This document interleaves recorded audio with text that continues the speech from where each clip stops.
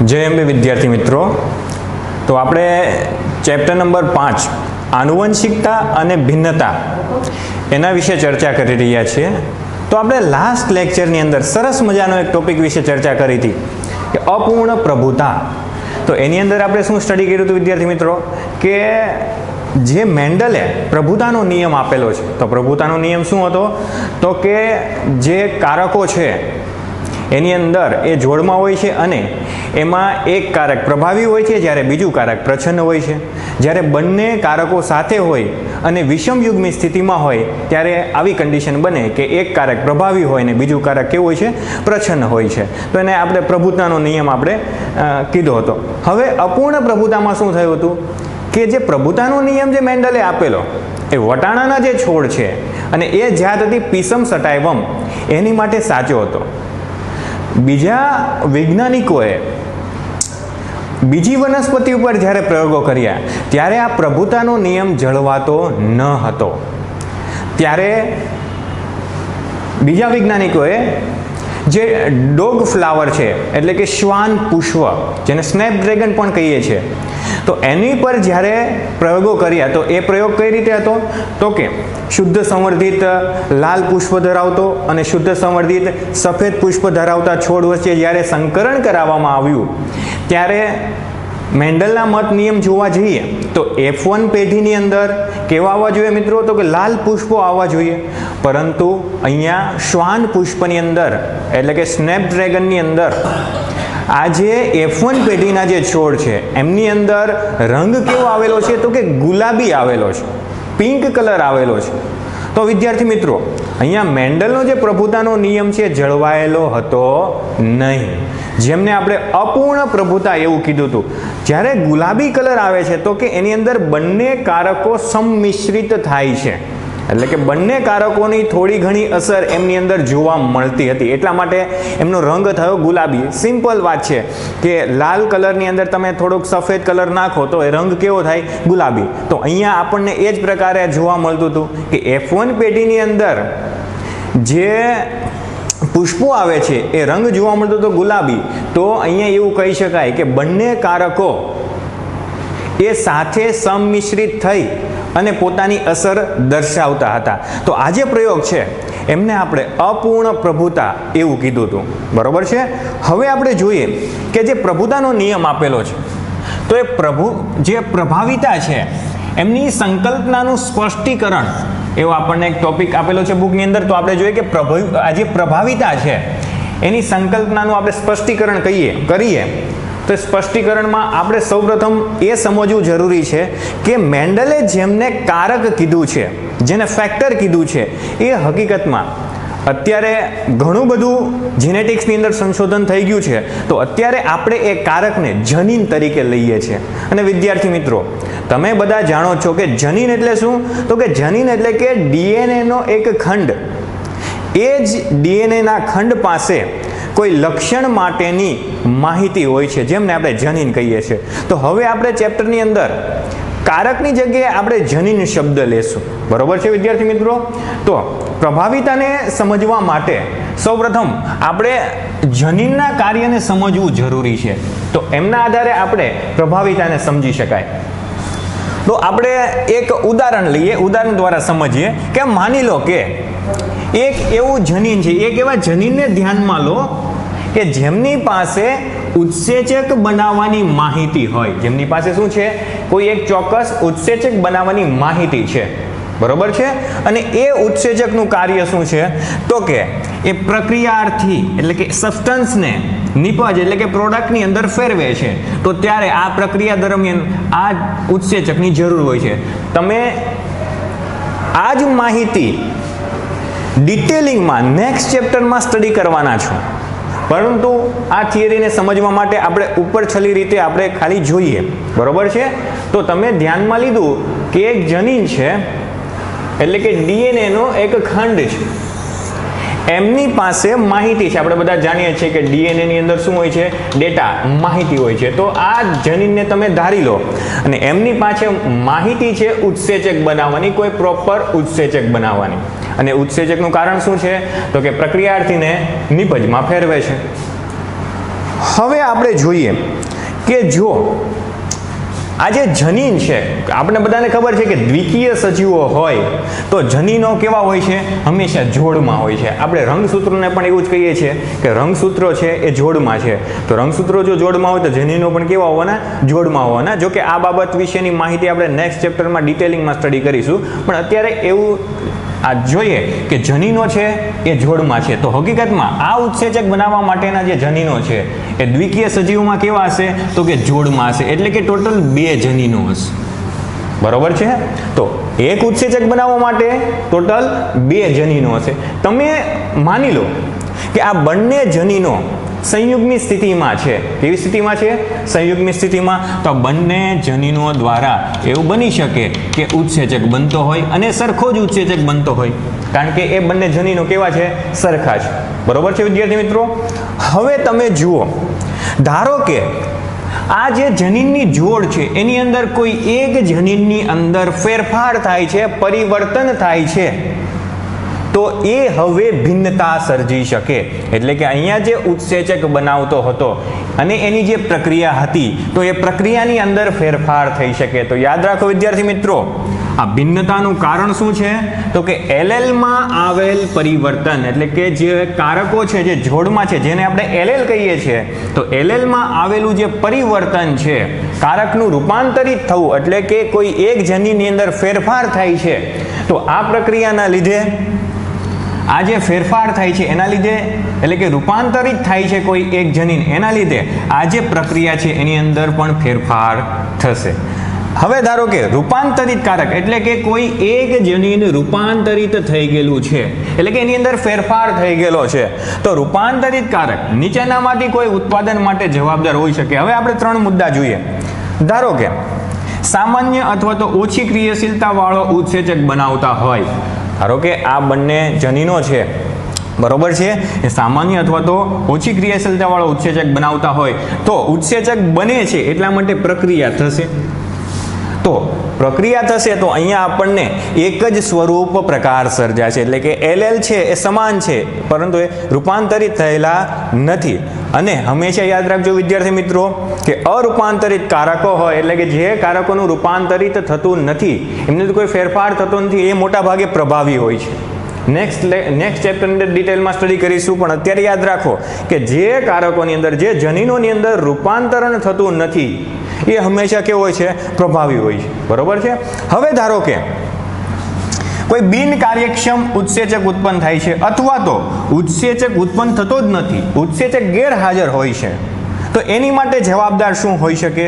તો કે જ્યારે ઉત્સેચક બિન કાર્યક્ષમ હોય અથવા તો ઉત્સેચક ગેરહાજર હોય ત્યારે પ્રક્રિયા થશે નહીં. તો આ પ્રક્રિયાની અંદર ફેરફાર આવ્યો તો એની માટે જવાબદાર શું હોઈ શકે? તો કે તો આ રૂપાંતરિત એલએલ. અને હંમેશા ધ્યાન રાખવું વિદ્યાર્થી મિત્રો, જે એલએલની અંદર રૂપાંતરિત થાય છે એ હંમેશા કેવો હશે? પ્રચ્છન્ન હશે. જો કે અહીંયા આપણે સામાન્ય માહિતી જોઈ કે ભિન્નતાનું કારણ શું છે? તો કે એ એલએલ છે, એલએલની અંદર જે પરિવર્તન આવે છે એ ભિન્નતાનું કારણ છે. અત્યારે માત્ર તમે આટલું યાદ રાખો. તમે આને જ અપૂર્ણ પ્રભુતા સાથે સરખાવી શકો છો મિત્રો, કે અપૂર્ણ પ્રભુતાની અંદર પણ એવું થયું છે કે એલએલની અંદર પરિવર્તન આવેલું છે જેના લીધે આ પ્રકારનું સર્જાઈ શકે. બરોબર છે? પરંતુ અહીંયા જે અપૂર્ણ પ્રભુતાનો પ્રયોગ છે એ સ્નેપડ્રેગનની અંદર, એટલે કે શ્વાન પુષ્પની અંદર કરેલો હતો, તો એની અંદર પણ આ પ્રકારનું કોઈ ભિન્નતા થવા માટેનું કોઈ કારણ હોઈ શકે. એટલે કે ભિન્નતાનું કારણ શું છે? તો કે એલએલમાં આવેલ પરિવર્તન. એમાં કોઈ એલએલમાં પરિવર્તન આવેલું છે જેના લીધે એની અંદર અપૂર્ણ પ્રભુતા જોવા મળી. તો મેન્ડલે આપેલો જે પ્રભુતાનો નિયમ છે એ બધે જ સાચો પડતો નથી. તો અહીંયા આપણે જોયું કે પ્રભાવિતાની સંકલ્પના, એટલે કે જનીનનું પ્રભાવી થવું કે પ્રચ્છન્ન થવું, જનીન કઈ રીતે કાર્ય કરે એના વિશે આપણે સામાન્ય માહિતી અહીંયા જોઈ. હવે વિદ્યાર્થી મિત્રો આપણે જોઈએ, આપણે અપૂર્ણ પ્રભુતા વિશે વાત કરી હતી કે અપૂર્ણ પ્રભુતામાં શું થતું હતું કે F1 પેઢીમાં જે બંને કારકો હોય એ બંને કારકો સંમિશ્રિત થઈ, એકબીજામાં મિશ્ર થઈ અને એમનું કાર્ય દર્શાવતા હતા. બરોબર છે? હવે આપણે સરસ મજાનો એક ટોપિકની વાત કરવાની છે, સહપ્રભાવિતા. તો સહપ્રભાવિતા એટલે શું? બહુ સરસ મજાનો ટોપિક છે વિદ્યાર્થી મિત્રો, સહપ્રભાવિતા. તો આપણે પહેલા એ જાણવું જરૂરી છે કે અપૂર્ણ પ્રભાવિતામાં આપણે જોયું કે બંને કારકો એકબીજામાં સંમિશ્રિત થતા હતા, બરોબર છે. પરંતુ સહપ્રભાવિતામાં શું યાદ રાખવાનું છે તો કે બંને જનીનો સ્વતંત્રપણે પોતાની અભિવ્યક્તિ રજૂ કરે છે. તમને સામાન્ય ભાષામાં સમજાવું તો કે ધારો કે એક ઉદાહરણ દ્વારા આપણે સમજીએ કે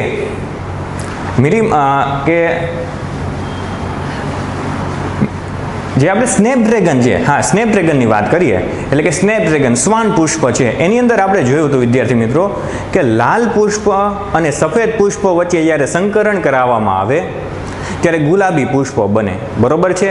એને આપણે અપૂર્ણ પ્રભાવિતા કીધી હતી. હવે તમે કલ્પના કરો, માત્ર અહીંયા ધારવાનું છે કે લાલ પુષ્પ અને સફેદ પુષ્પ બંને વચ્ચે સંકરણ કરાવવામાં આવે છે, તો હવે જે છોડ થાય છે એની અંદર લાલ પુષ્પ પણ આવે અને સફેદ પુષ્પ પણ આવે. બંને પુષ્પ અલગ અલગ જગ્યાએ પણ લાલ પણ દેખાય એક જ છોડમાં અને સફેદ પણ દેખાય.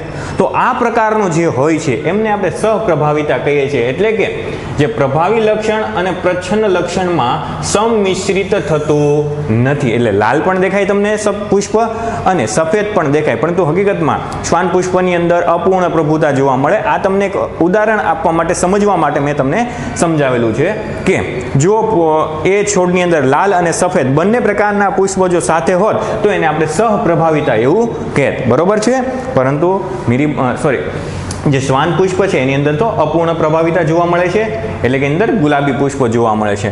તો હવે આપણે જોઈએ કે સહપ્રભાવિતા એનું એક ઉદાહરણ સરસ મજાનું છે કે મનુષ્યમાં એબીઓ રુધિર જૂથ. મનુષ્યમાં એબીઓ રુધિર જૂથ. તો આપણે બધા જાણીએ છીએ વિદ્યાર્થી મિત્રો કે મનુષ્યની અંદર જે રુધિર જૂથ છે એ મુખ્ય 4 પ્રકારના છે.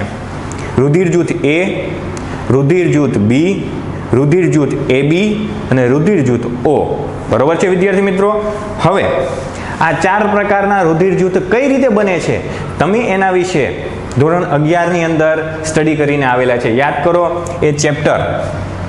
તો તમે એવું સ્ટડી કરેલું છે કે જો કોઈ વ્યક્તિનું રુધિર જૂથ A હોય, મતલબ શું તો કે એના રક્તકણની સપાટી પર શર્કરા, જેને આપણે એન્ટીજન કહીએ છીએ, અને એ એન્ટીજન શર્કરાનો બનેલો હોય છે, બરોબર છે. એક શર્કરા પોલિમર છે. અહીંયા જે શર્કરા છે હકીકતમાં કેવી છે? પોલિમર સ્વરૂપે છે. તો અહીંયા જે એન્ટીજન છે એ એન્ટીજન હશે A. તો જે વ્યક્તિનું રુધિર જૂથ A હોય તો એના રક્તકણની સપાટી પર રહેલો જે એન્ટીજન છે એ કયો હશે? A. અને આ જે એન્ટીજન કેનો બનેલો છે તો કે શર્કરા, અને શર્કરાની પણ શું છે? પોલિમર. પોલિમર એટલે કે લાંબી શૃંખલા છે. ધારો કે કોઈ વ્યક્તિનું રુધિર જૂથ B છે, તો એમાં આપણે શું ભણેલા હતા કે રક્તકણની સપાટી ઉપર જે શર્કરાની લાંબી પોલિમર શૃંખલા છે એને જેને આપણે એન્ટીજન કહીએ છીએ એ એન્ટીજન કયું હશે? B. પછી આપણે શું ભણતા કે કોઈ વ્યક્તિનું ધારો કે રુધિર જૂથ AB છે, તો અહીંયા આપણે એવું સ્ટડી કરતા કે રક્તકણની સપાટી ઉપર એન્ટીજન A અને એન્ટીજન B બંને સાથે હાજર હોય, બરોબર છે. અને છેલ્લે આપણે એવું સ્ટડી કરતા કે કોઈ વ્યક્તિનું રુધિર જૂથ ધારો કે O છે, તો ત્યાં આપણે શું સ્ટડી કરતા કે રક્તકણની સપાટી પર કોઈ પણ પ્રકારના એન્ટીજન હોતા નથી. તો આ પ્રકારની જે એબીઓ રુધિર જૂથ કઈ રીતે બને છે એ તો આપણે ધોરણ 11 ની અંદર સ્ટડી કરીને આવેલા છે. અહીંયા આપણે જનીનિકલી રીતે એટલે કે જીનેટિકલ રીતે કઈ રીતે રુધિર જૂથ બને છે એનું આપણે આજે સ્ટડી કરીશું. તો ધ્યાન આપો વિદ્યાર્થી મિત્રો કે મનુષ્યની અંદર જે એબીઓ રુધિર જૂથ છે એની માટે જે નિયંત્રણ કરતું જનીન છે એ જનીન છે I. એ જનીન છે I. અને આ જે જનીન છે એ 3 પ્રકારના છે. કેટલા પ્રકારના છે? 3 પ્રકારના. એટલે કે 3 કારક છે. IA, IB અને જે સ્મોલ I. એટલે કે IA અને IB છે એ પ્રભાવી છે અને જે સ્મોલ I છે એ પ્રચ્છન્ન છે. તો IA અને IB એ પ્રચ્છન્ન કારક ઉપર એ પોતે પ્રભાવી હોય છે. તો વિદ્યાર્થી મિત્રો ધ્યાન આપો, 3 કારક છે. અહીંયા કેટલા કારક છે? 3. તો 3 કારક હોય ત્યારે અહીંયા શક્ય જનીન પ્રકાર કેટલા બને આપણે એ જોઈએ. बरोबर है। हवे तमने बधाने जन्युनी शुद्धतानो नियम तो खबर ज छे के प्रजनन कोषमां जे कारको छे ए सिंगल होय, ए क्यारे जोड़मां होय नहीं। धारो के तमे विचार करो, पितृ एक मांथी आवेल जे एलएल छे अने पितृ बे मांथी आवेल जे एलएल छे, बरोबर छे। धारो के आने लई लो माता अने आने लई लो पिता, बरोबर, मधर फाधर। तो धारो के पितृ ए मांथी एटले के माता मांथी आई ए प्रकारनो एलएल आवे छे जे अंडकोषनी अंदर, धारो के आ एलएल छे। ज्यारे पितृ बे मांथी एटले के पिता मांथी पण आई ए प्रकारनु एलएल आवे छे एटले के कारक आवे छे। तो हवे आपणे बधाने खबर छे मातानी अंदर अंडकोषनी अंदर धारो के आई ए छे, पितानी अंदर शुक्रकोषनी अंदर धारो के आई ए छे, बने सरखा छे। तो संतति ज्यारे थशे एटले के ज्यारे युग्मनज बनशे तो युग्मनजनो संततिनो जनीन प्रकार केवो थशे आई ए, कारण के आपने बधाने खबर छे के युग्मनज छे ए द्विकीय होय छे अने शुक्रकोष अने अंडकोष ज्यारे फलित थाय छे अने युग्मनज बने अने युग्मनज केवा होय द्विकीय, अने आवा द्विकीय जे बी कोषो छे एनी अंदर एलएल केवा छे तो के जोड़मां हशे, बरोबर छे। तो अहींया संततिनो जनीन प्रकार केवो बनशे आई ए। तो अहींया तमे ध्यान आपो विद्यार्थी मित्रों, आ बंने जे जनीनो छे ए सरखा छे, संयुग्मी छे। तो अहींया एनो जे रक्तकोष हशे ए रक्तकोषनी सपाटी पर एंटीजन कयुं बनशे तो के ए, कारण के बीजा कोई एंटीजन माटेनी अहींया कोई जनीन छे नहीं। तो अहींया जे आईए छे अने अहींया जोड़नी अंदर आईए तो एनी माटे रक्तकोषनी सपाटी पर एंटीजन कयो बनशे विद्यार्थी मित्रों ए, जेना लीधे संततिनुं रुधिर जूथ कयुं बनशे ए। समझाયું विद्यार्थी मित्रों। આપણે બીજું જોઈએ, ધારો કે પિતૃ 1 માંથી એલએલ આવે છે એ, પિતૃ 2 માંથી એટલે કે પિતામાંથી એલએલ આવે છે આઈ બી, તો સંતતિનો જનીન પ્રકાર કેવો થશે તો કે આઈ એ આઈ બી। તો અહીંયા ખાસ ધ્યાન આપો વિદ્યાર્થી મિત્રો, અહીંયા જે જોડ બને છે એ જોડની અંદર બે કારકો છે અને બંને પ્રભાવી કારકો છે, બરોબર છે। तो बन्ने प्रभावी कारको छे। तो अहींया जे रक्तकोषनी सपाटी छे तो रक्तकोषनी सपाटी उपर एंटीजन ए पण बनशे अने एंटीजन बी पण बनशे। एटला माटे अहींया रक्तकोषनी सपाटी उपर आपणने बन्ने एंटीजन जोवा मळे। तो आवो जे रक्तकोष धरावतो व्यक्ति होय एनुं रुधिर जूथ आपणे कयुं कहीए छीए ए बी। तो अहींया खास ध्यान राखવું जरूरी छे विद्यार्थी मित्रों के सहप्रभाविता होय त्यारे बन्ने कारको एकबीजामां सम्मिश्रित थया वगर जुदी जुदी रीते पोतानी अभिव्यक्तिओने रजू करे छे। याद राखजो विद्यार्थी मित्रों, सहप्रभावितामां एटले के साथे प्रभावी थवुं। तो अहींया आपणे जोयुं के एकबीजामां सम्मिश्रित थया वगर रक्तकोषनी सपाटी उपर बन्ने एंटीजन आपणने देखाय छे। ओके, बन्ने एंटीजन एकबीजामां मिश्र थता नथी परंतु एकबीजाथी अलग अलग ए प्रभावी बने छे। तो अहींया रुधिर जूथ कयुं बनशे ए बी, कारण के एंटीजन बन्ने बने छे। हवे आपणे आगळ वात करीए, धारो के पितृ 1 मांथी एलएल आवे छे आई ए अने पितृ बी मांथी एलएल आवे छे स्मॉल आई। तो ध्यान आपो विद्यार्थी मित्रों, आ जे स्मॉल आई छे ए प्रछन्न जनीन छे, प्रछन्न कारक है। तो अहींया संततिनो जनीन प्रकार केवो बनशे आई ए अने स्मॉल आई। तो अहींया प्रभावी कयो बनशे तो के आई ए। तो अहींया रक्तकोषनी सपाटी उपर एंटीजन कयुं बनशे तो के मात्र ने मात्र ए। तो अहींया संततिनुं जे रुधिर जूथ छे ए केवुं बनशे ए, बरोबर है विद्यार्थी मित्रों। हवे आपणे आगळ जोईए नेक्स्ट, तो के पितृ 1 मांथी धारो के एलएल आवे छे आई बी, पितृ 2 मांथी एलएल आवे छे आई ए। तो अहींया पण बन्ने प्रभावी छे एटले के आई ए आई बी। तो के बन्ने प्रभावी ज्यारे कारको संततिनो जनीन प्रकारनी अंदर बन्ने प्रभावी कारको साथे होय तो आपणे जोयुं के सहप्रभाविता जोवा मळे, एटले के एंटीजन ए अने एंटीजन बी बन्ने अहींया रक्तकोषनी सपाटी पर जोवा मळशे। तो आवा प्रकारनो जे संतति बने छे एमनुं रुधिर जूथ कयुं बनशे विद्यार्थी मित्रों तो के ए बी। हवे वात करीए, धारो के पितृ 1 मांथी आई बी प्रकारनो જનીન આવે છે, એલેલ આવે છે, અને પિતૃ બેમાંથી IB પ્રકારનો જનીન આવે છે. તો કે બંને છે એ કેવા છે? તો કે પ્રભાવી જનીન છે, અને બંને કેવા છે? B પ્રકારના છે. તો અહીંયા બંને સાથે જે અહીંયા બંને પ્રભાવી છે, પરંતુ કેવા છે? સંયુગ્મી છે. કેવા છે? સંયુગ્મી, એટલે કે સરખા છે, પરંતુ બંને પ્રભાવી છે, એટલા માટે અહીંયા એન્ટીજન બનશે B. હવે વાત કરીએ, ધારો કે પિતૃ 1 માંથી એલેલ આવે છે IB, પિતૃ 2 માંથી એલેલ આવે છે સ્મોલ I. તો અહીંયા સંતતિનો જનીન પ્રકાર કેવો બનશે? IB small I. હવે IB છે પ્રભાવી છે, સ્મોલ I છે પ્રચ્છન્ન છે, તો અહીંયા જે સંતતિનું રુધિર જૂથ કેવું બનશે? તો કે B. Very simple. હવે છેલ્લે આપણે વાત કરીએ, ધારો કે પિતૃ 1 માંથી એલેલ પ્રચ્છન્ન છે, એટલે કે સ્મોલ I છે, પિતૃ 2 માંથી એટલે કે પિતામાંથી પણ એલેલ આવે છે એ સ્મોલ I, એટલે કે બંને પ્રચ્છન્ન છે, તો સંતતિનો જનીન પ્રકાર કેવો બનશે? તો કે સ્મોલ I સ્મોલ I.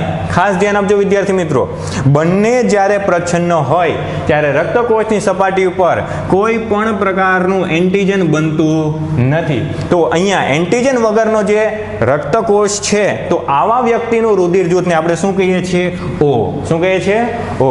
તો વિદ્યાર્થી મિત્રો આપણે જોયું કે અહીંયા ABO રુધિર જૂથ છે, તેમાં નિયંત્રિત જનીન કોના દ્વારા થાય છે? જનીનને આપણે કહીએ છીએ I, અને એમના કારક કેટલા છે? 3. IA, IB અને સ્મોલ I. IA અને IB કેવા છે? પ્રભાવી, અને સ્મોલ I કેવા છે? પ્રચ્છન્ન. તો તમે વિચાર કરો વિદ્યાર્થી મિત્રો, સંતતિની અંદર શક્ય જનીન પ્રકાર કેટલા બની શકે એની આપણે ગણતરી કરીએ કે જે સંતતિ છે, તો 3 કારકના લીધે આ સંતતિની અંદર જનીન પ્રકાર કેટલા બની શકે, તો આપણે ગણતરી કરીએ વિદ્યાર્થી મિત્રો. પહેલો જનીન પ્રકાર છે IA. પ્રથમ IA IB, બીજો IA સ્મોલ I, ત્રીજો IA IB. જો કે રિપીટ થઈ ગયો છે, બરોબર છે? IB એને આપણે ચોથો લઈ લઈએ, IB સ્મોલ I પાંચમો, અને સ્મોલ I છઠ્ઠો. તો અહીંયા એક લક્ષણ માટે જ્યારે 3 કારક હાજર હોય છે ત્યારે એનો જે શક્ય જનીન પ્રકાર છે, જે સંતતિની અંદર શક્ય જનીન પ્રકાર છે, કેટલા બને છે? તો કે 6 પ્રકારના અહીંયા જનીન પ્રકાર બને છે, અને આ જનીન પ્રકારના લીધે એ સંતતિનું રુધિર જૂથ નક્કી થાય છે. બરોબર છે વિદ્યાર્થી મિત્રો? તો અહીંયા થોડી આપણે વાત કરી લઈએ કે આ કોષ્ટક છે વેરી ઇમ્પોર્ટન્ટ છે, કારણ કે ઘણી વખત આમની અંદરથી નેટની અંદર MCQ પણ પૂછાય છે. ધારો કે આવી રીતે MCQ પૂછાય કે માતાનું રુધિર જૂથ A છે અને પિતાનું રુધિર જૂથ પણ A છે, તો એમના બાળકનું એટલે કે એમની સંતતિનું રુધિર જૂથ કયું હશે? બરોબર. તો આ પ્રકારના જે સવાલો પૂછાય છે એમને નેક્સ્ટ લેક્ચરમાં આપણે ચર્ચા કરીશું, પરંતુ એની પહેલા તમને આ કોષ્ટક યાદ રહેવું જરૂરી છે. એકદમ સિમ્પલ છે, માત્ર તમારે 6 શક્ય જનીન પ્રકાર છે, જે સંતતિમાં શક્ય જનીન પ્રકાર છે એ જ યાદ રાખવાના છે. હવે આપણે જોઈએ વિદ્યાર્થી મિત્રો કે અહીંયા આપણે જોયું કે સહપ્રભાવિતા એટલે કે જે કારકો છે એ સાથે પ્રભાવી થાય છે, પરંતુ એકબીજામાં મિશ્ર થતા નથી. બરોબર છે? તો હવે જોઈએ કે કોઈ એક લક્ષણ માટે એક કરતાં વધારે કારકો હાજર હોય. શું કીધું વિદ્યાર્થી મિત્રો મેં? કે કોઈ એક લક્ષણ માટે એક કરતાં વધારે કારકો હાજર હોય, તો આવા જે કારકો છે એમને કહેવાય છે બહુવૈકલ્પિક કારકો. આપણે જોયું કે ABO રુધિર જૂથ છે, તો એમની અંદર શું હતું? એટલે કે ABO રુધિર જૂથ એ મનુષ્યનું એક લક્ષણ થયું. બરોબર છે? અને આ લક્ષણ માટે કેટલા કારકો હાજર હતા? તો કે 3 કારકો હાજર હતા. તો આ જે ABO રુધિર જૂથ છે એમના જે કારકો છે એમને બહુવૈકલ્પિક કારકો કહેવાય. એટલે કે ઘણા બધા વિકલ્પો છે. ઓકે, જેમ કે આપણે જોયું કે 4 પ્રકારના રુધિર જૂથ બની શકે છે, તો આ એના વિકલ્પો થયા. તો અહીંયા ખાસ યાદ રાખો વિદ્યાર્થી મિત્રો, એક લક્ષણ માટે મોટા ભાગે 2 કારકો હોય છે, આવું આપણે સ્ટડી કરતા હતા. પરંતુ અહીંયા શું છે તો કે મનુષ્યનું જે એબીઓ રુધિર જૂથ છે આ એક લક્ષણ માટે ટોટલ 3 કારકો જવાબદાર હતા. તો આવા જે કારકો છે એટલે કે એક લક્ષણ માટે 3 થી વધારે કારકો જો જવાબદાર હોય તો એમને બહુવૈકલ્પિક કારકો કહેવામાં આવે છે. ખાસ યાદ રાખવું વિદ્યાર્થી મિત્રો, બહુવૈકલ્પિક કારકો એટલે શું. હવે જોઈએ કે એવું જરૂરી નથી કે કોઈ એક જનીન છે એ માત્ર એક જ લક્ષણ માટે જવાબદાર હોય છે. શું કીધું? કોઈ એક જનીન છે એ એક જ લક્ષણ માટે જવાબદાર હોય છે એવું પણ જરૂરી નથી. સામાન્ય રીતે મેન્ડલે જે પ્રયોગ કરેલા છે એ બધા પ્રયોગ માત્ર એક જ સજીવ પર એટલે કે વટાણાની એક જાત પીસમ સટાઇવમ ઉપર જ કરેલા છે, બધા જ સજીવોની અંદર કરેલા નથી. તો અહીંયા આપણે જોવા જઈએ તો ઘણી વખત વટાણાના બીજા લક્ષણની અંદર પણ આપણે જોઈએ કે એક જ જનીન છે એ એક કરતાં વધારે લક્ષણ માટે પણ જવાબદાર છે. ખાસ યાદ રાખજો વિદ્યાર્થી મિત્રો, બહુવૈકલ્પિક કારકોની અંદર આપણે શું જોતા હતા કે એક જ લક્ષણ કેટલું છે? એક. એની માટે જવાબદાર કારકો કેટલા છે તો કે 3 થી વધારે. બરોબર? તો આવા કારકોને આપણે કહીએ છીએ બહુવૈકલ્પિક કારકો. હવે ઘણી વખત આનું રિવર્સ પણ જોવા મળે છે. તો શું જોવા મળે છે કે એક જ જનીન છે, જનીન કેટલું છે? એક જ, એટલે કે કારક કેટલા છે? એક જ, પરંતુ એ એક કરતાં વધારે લક્ષણ માટે જવાબદાર હોય છે. એનું એક સામાન્ય ઉદાહરણ લઈ લઈએ તો યાદ રાખવાનું છે કે વટાણાની અંદર જે બીજ છે તો બીજની અંદર જે સ્ટાર્ચના કણનું જે સંશ્લેષણ થાય છે એ લક્ષણ, એની માટે જવાબદાર કારક એક જ છે, પરંતુ એની અંદર ઘણા બધા લક્ષણો આપણને જોવા મળે છે. આપણે સમજીએ, આપણને બધાને ખબર છે કે વનસ્પતિની અંદર ખોરાક સંગ્રહ છે એ સ્ટાર્ચના સ્વરૂપમાં થાય છે. તો બીજની અંદર જે સ્ટાર્ચના સ્વરૂપમાં ખોરાકનો સંગ્રહ થાય છે તો એની માટે જવાબદાર જે કારક છે એ બી છે, જેને આપણે સામાન્ય રીતે એ જોડમાં હોય છે એટલે આપણે એને કેપિટલ બી અને સ્મોલ બી, કેપિટલ બી એટલે કે પ્રભાવી અને સ્મોલ બી એટલે કે પ્રચ્છન્ન તરીકે લઈ લઈએ. પરંતુ જ્યારે એને કુદરતી રીતે જ્યારે એનું અવલોકન કરવામાં આવે છે ત્યારે શું થયું? ધારો કે સંયુગ્મી પ્રભાવી કારકો જો જોડમાં હોય, બી સંયુગ્મી પ્રભાવી કારકો જો જોડમાં હોય તો બીજની અંદર મોટા કદના સ્ટાર્ચ કણો ઉત્પન્ન થાય છે, જેના લીધે બીજનો જે આકાર છે એ બને છે ગોળ. કેવો બને છે? ગોળ. હવે આપણે જોઈએ કે જો વિષમયુગ્મી પ્રભાવી હોય એટલે કે કેપિટલ બી અને સ્મોલ બી આ પ્રકારનું જો જનીન બંધારણ હોય છે તો મધ્યમ કદના સ્ટાર્ચના કણો બને છે. હકીકતમાં અહીંયા કેવા સ્ટાર્ચના કણો બનવા જોઈએ તો કે કેપિટલ બી છે એ સંપૂર્ણ પ્રભાવી હોવું જોઈએ, પરંતુ એ સંપૂર્ણ પ્રભાવી બનતું નથી. અહીંયા મધ્યમ કદના સ્ટાર્ચના કણો બને છે એટલે કે બીજનો આકાર ગોળ કરતાં સહેજ ખરબચડી બાજુનો જોવા મળે છે. અને જ્યારે સ્મોલ બી એટલે કે સંયુગ્મી પ્રચ્છન્ન જ્યારે કારકોની જોડ બને છે ત્યારે હકીકતમાં એવું હોવું જોઈએ મેન્ડલના મત પ્રમાણે કે જે સ્ટાર્ચના કણો છે ના બનવા જોઈએ, એવું હોવું જોઈએ, પરંતુ અહીંયા નાના કદના સ્ટાર્ચના કણો બને છે એટલે કે બીજનો આકાર કેવો થશે? ખરબચડો. તો અહીંયા આપણે જોયું કે એક જ જનીન એક કરતાં વધારે લક્ષણ માટે પણ જવાબદાર છે. અને એવું આપણને ક્યાં જોવા મળે છે તો કે વટાણાના બીજમાં સ્ટાર્ચનું સંશ્લેષણ. બરોબર છે? તો અહીંયા આપણે શું જોયું કે સ્ટાર્ચનું જે સંશ્લેષણ થાય છે એની માટે જવાબદાર કારક છે બી, કેપિટલ બી પ્રભાવી અને સ્મોલ બી પ્રચ્છન્ન. તો જ્યારે સંયુગ્મી પ્રભાવી જોડ હોય છે ત્યારે મોટા કદના સ્ટાર્ચના કણો બને એટલે કે બીજનો આકાર કેવો થશે? ગોળ. કેપિટલ બી સ્મોલ બી એટલે કે વિષમયુગ્મી પ્રભાવી સ્થિતિમાં મધ્યમ કદના સ્ટાર્ચના કણો બને એટલે કે બીજનો આકાર કેવો થશે? ગોળ કરતાં થોડો ખરબચડી બાજુનો. અને સ્મોલ બી એટલે કે પ્રચ્છન્ન હોય ત્યારે નાના કદના સ્ટાર્ચના કણો બને અને બીજનો આકાર કેવો થાય છે? ખરબચડો. તો અહીંયા આપણે એવું જાણવા મળે છે કે મેન્ડલે આપેલા જે પ્રભુતાનો નિયમ છે એ બધી જ બાબતે સાચો છે નહીં. હા, આપણે એનું કાર્યને અવગણી શકાય નહીં, કારણ કે એ સમયની અંદર આ જે કાર્યને એમણે રિસર્ચને જ્યારે સ્ટાર્ટ કર્યું ત્યારે માત્ર એક જ વનસ્પતિની ઉપર એણે રિસર્ચ કરેલું છે, પરંતુ આપણે બીજી કોઈ વટાણાની જાત અથવા તો બીજા કોઈ સજીવની અંદર જોવા જઈએ તો મહદઅંશે ઘણો બધો ફેરફાર જોવા મળે છે. પરંતુ યાદ રાખો વિદ્યાર્થી મિત્રો, મેન્ડલે એક સંકરણના પ્રયોગને આધારે મુખ્ય 2 નિયમો આપેલા હતા, એક પ્રભુતાનો નિયમ, એ કઈ રીતે અલગ પડે છે એ આપણે જોયું, પરંતુ એમનો નિયમમાં ફેરફાર નથી. એવો હતો વિશ્લેષણનો નિયમ, જેને જન્યુની શુદ્ધતાનો નિયમ પણ કહેવાય છે.